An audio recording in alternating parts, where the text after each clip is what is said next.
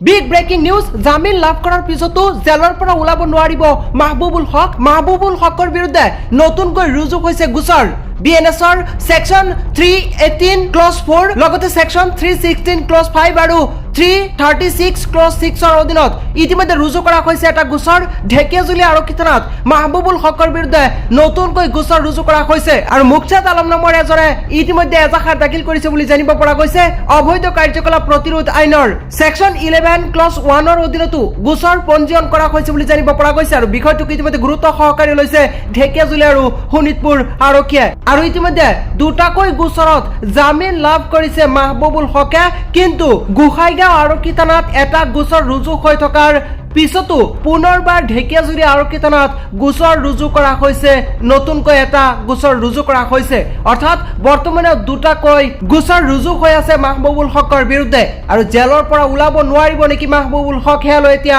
সৰ্বত্ৰে প্ৰশ্ন উত্থাপন হৈছে।